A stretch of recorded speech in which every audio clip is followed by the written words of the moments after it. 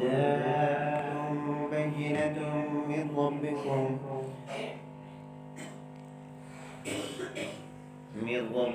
فأوفوا الكيل والميزان ولا تبخسوا الناس أشياءهم ولا تفسدوا في الأرض بعد إصلاحها ذلكم خير لكم إن كنتم مؤمنين ولا تقعدوا بكل صراط توعدون وتصدون عن سبيل الله من آمن به وتبغونها عوجا واذكروا إذ كنتم قليلا فكثركم فانظروا كيف كان عاقبة المفسدين وإن كان طائفة منكم آمنوا بالذي أرسلت به وطائفة لم يؤمنوا فاصبروا حتى يحكم الله بيننا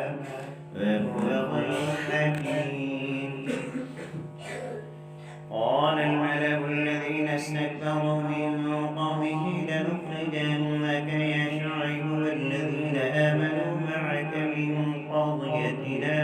أو لتعودن في ملتنا قال أبلغكنا كريم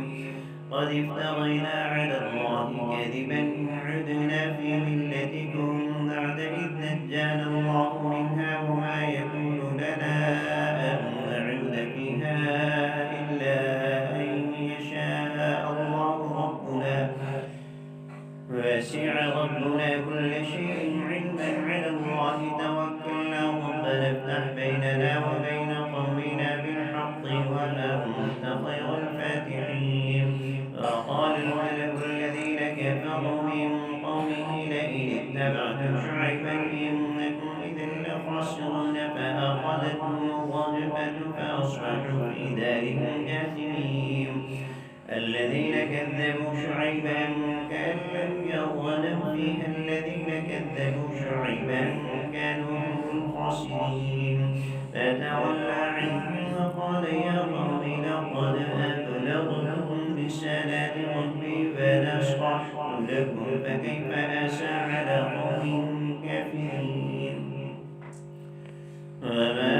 أرسلنا في قرية من نبي إلا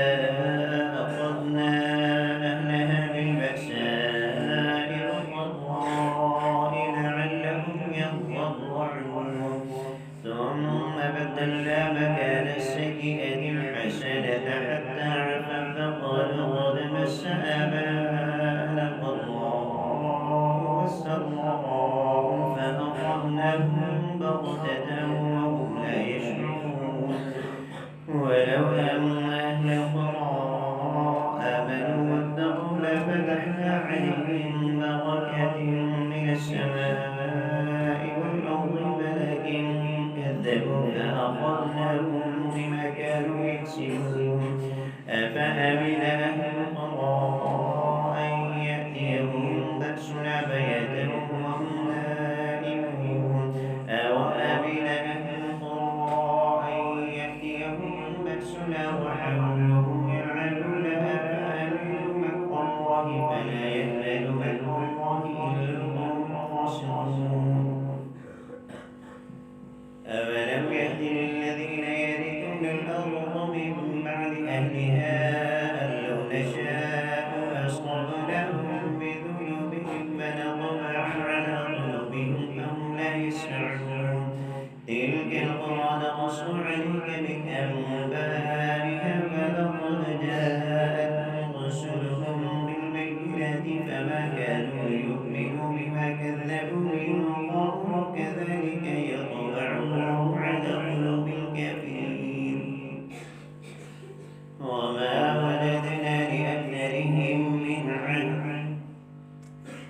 وإن وجدنا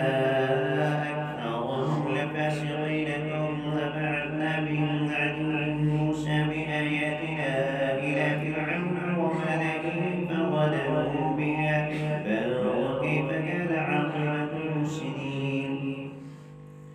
فقال موسى يا فرعون إني رسول من رب العالمين حقيق على ألا أقول على الله إلا الحق قد جئتكم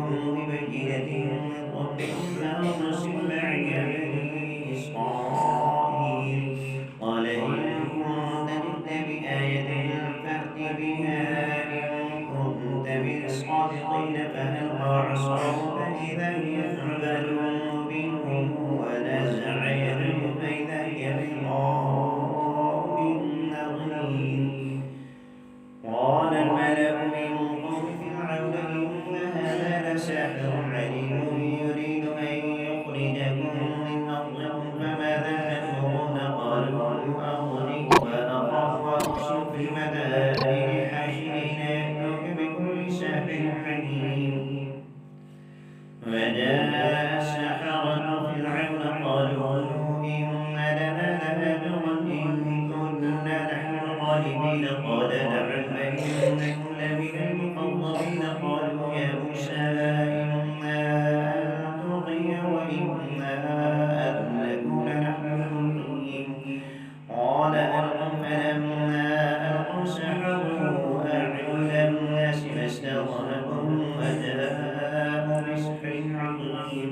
فأوحينا إلى موسى أن ألق عصاك فإذا هي تلقف ما يأفكون فوقع الحق وبطل ما كانوا يعملون فغلبوا هنالك وانقلبوا صاغرين فألقي السحرة ساجدين قالوا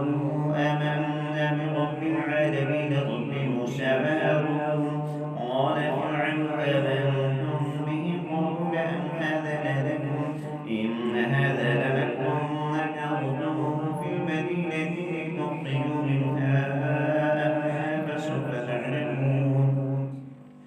لأقطعن أيديكم وأرجلكم من خلاف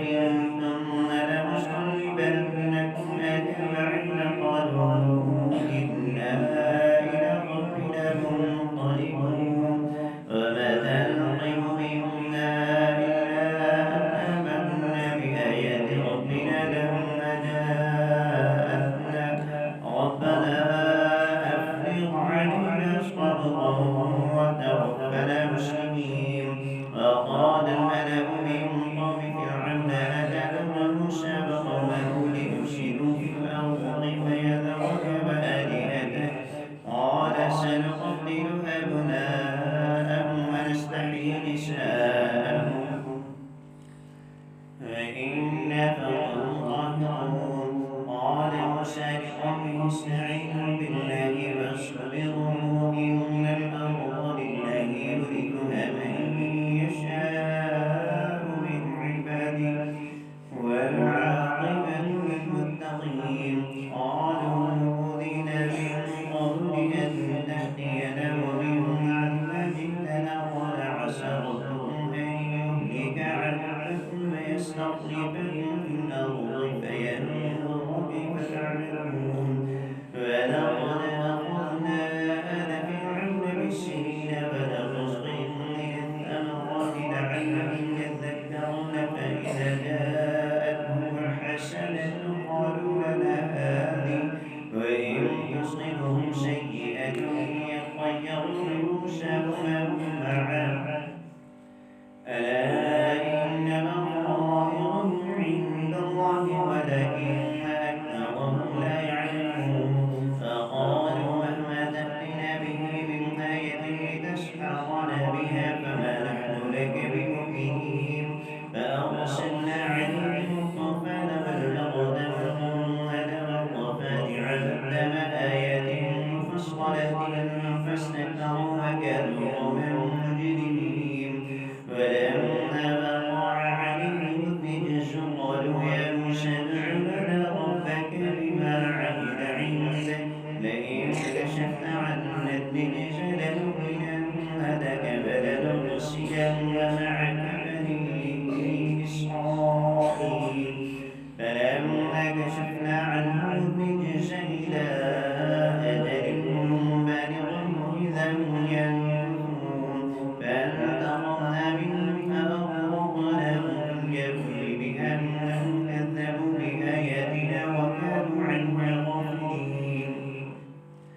فأورثنا القوم الذين كانوا يستضعفون مشارق الأرض ومغاربها التي باركنا فيها وتمت كلمة ربك الحسنى على بني إسرائيل بما صبروا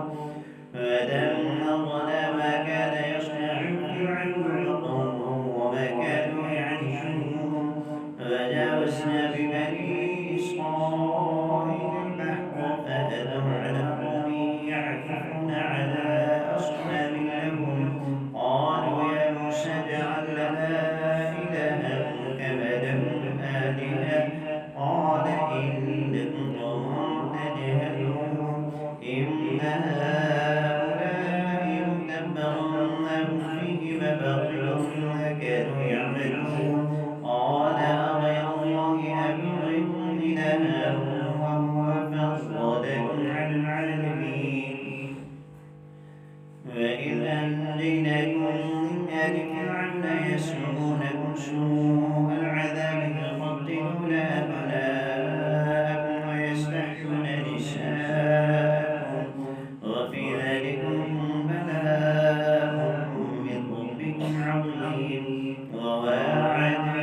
موسى 30 ليلة وأتممناها ب10 فتم ميقات ربه 40 ليلة فقال موسى لأخيه هارون اخلفني في قومي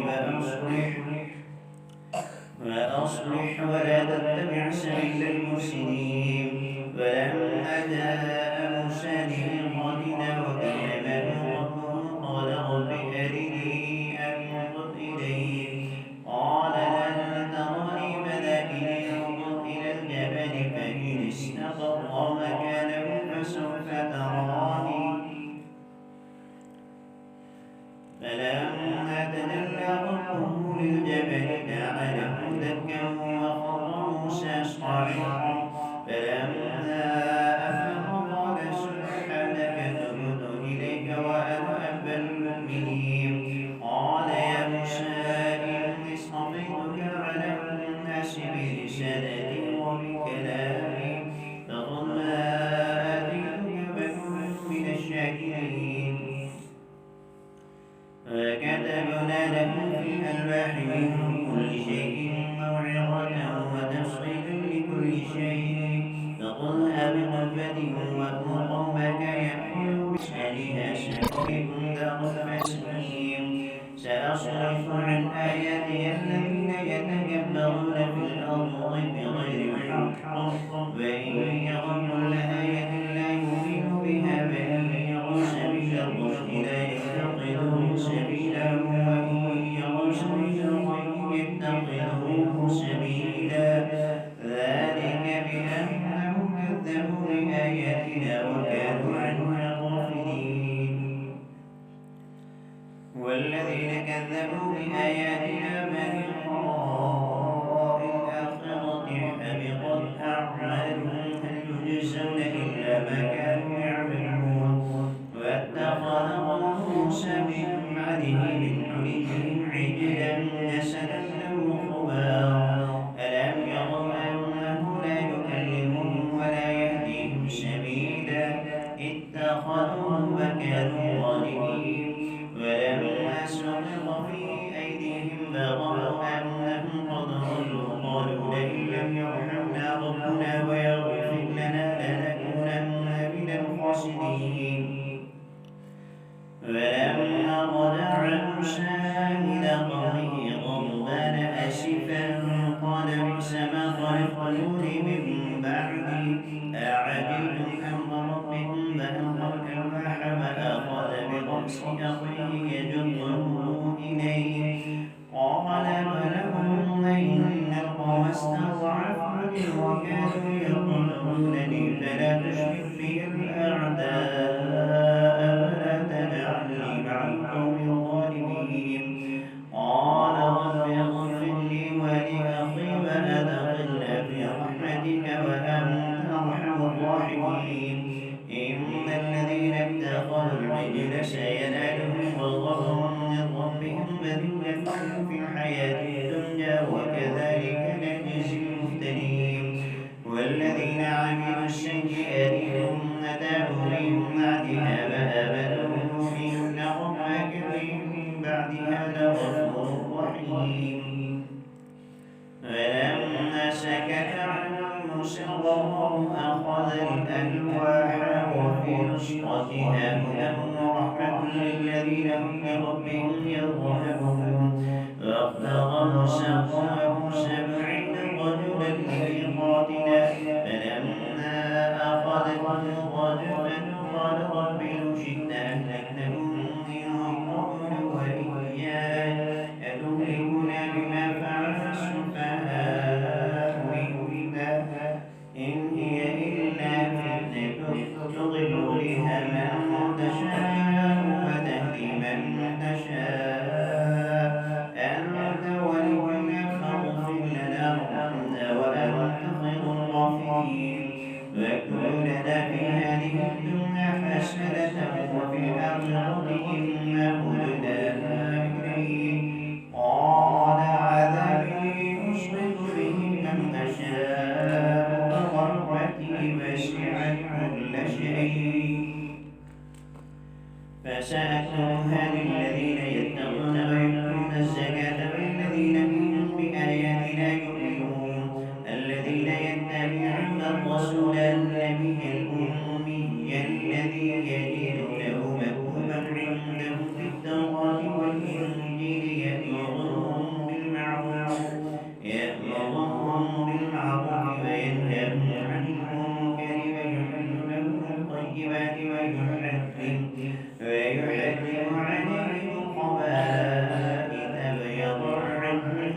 محمد